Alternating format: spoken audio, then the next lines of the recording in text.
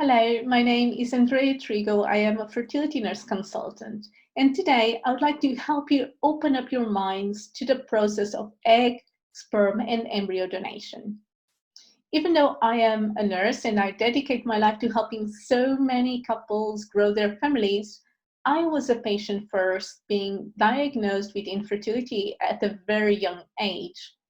And little did I know at 17 years of age how much this devastating diagnosis of infertility would end up affecting my life. When the doctor told me that I had been born without a uterus, I was in shock. This diagnosis challenged my sense of normalcy, of predictability, of certainty, my self image and my identity, who I was, what my role in family, in a relationship, and even in society should be.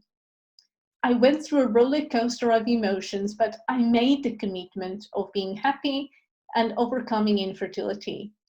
And at the time, I didn't know how I was going to overcome it or how I was going to bring meaning back to my life, but I was so determined. Now that it has been almost 20 years past that date, I can say that overcoming infertility is not something that we can achieve 100% because infertility is like a wound that can get better over time, but it never really heals.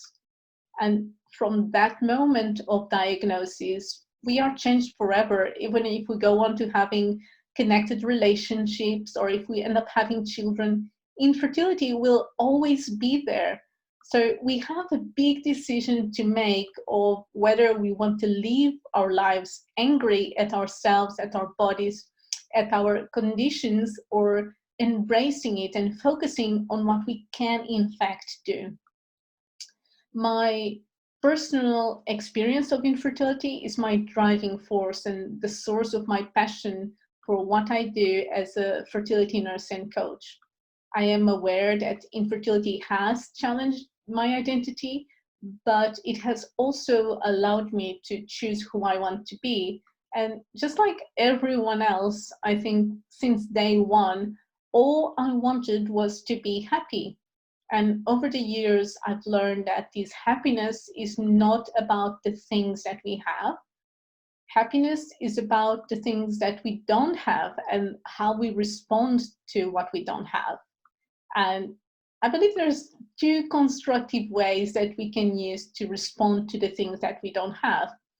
Number one is if I don't have it, then what can I do to get it? And number two, if I can't get it, then how can I be okay without it and move on? And responding to these challenges with these two questions is the most powerful way to live a meaningful and happy life. These questions led me on to reflect on different things. They led me to reflect on what does happiness mean to me, what does family mean to me, and what does motherhood mean to me. And to me, family and motherhood are all about connection, self-growth, growing together and supporting each other throughout life. It's about unconditional love, nurturing, passing on your values. And it's not about a man and a woman binding their genes and creating a baby. It's so much more than that. And families do come in many shapes and forms.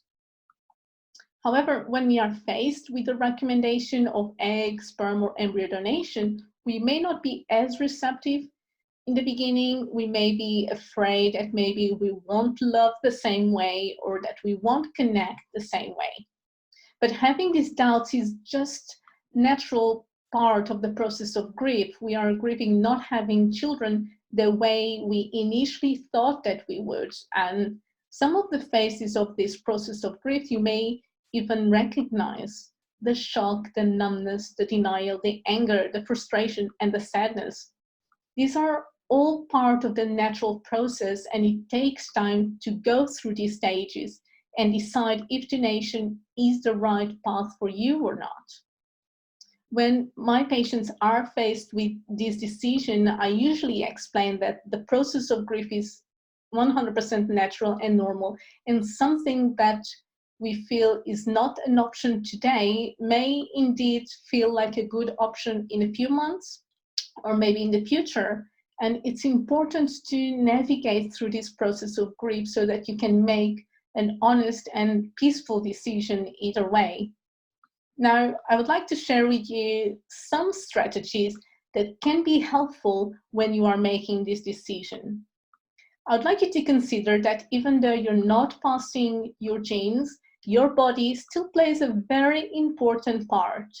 Your uterus, your health, your blood, your nutrients, your oxygen all help create life. And without this, the embryo would not develop and the baby wouldn't be born.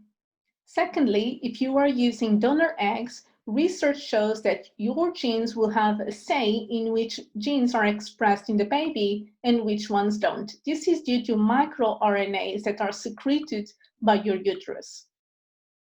Thirdly, I would like you to reflect on what part of yourself you can indeed pass through your experience of being a nurturing mother.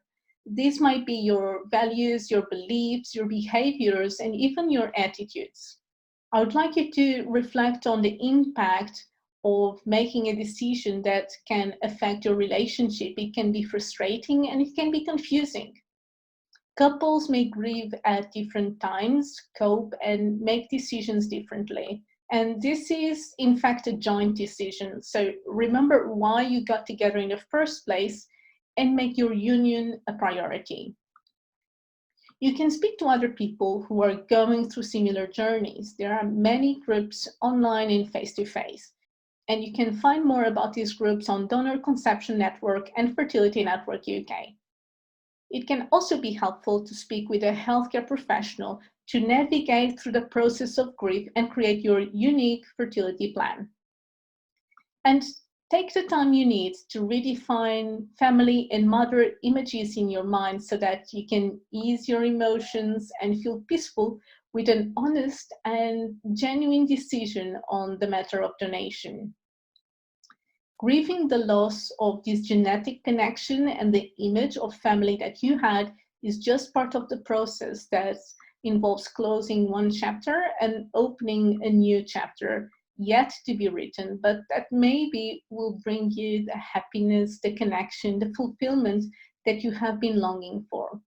Remember that human beings are so much more than their genes.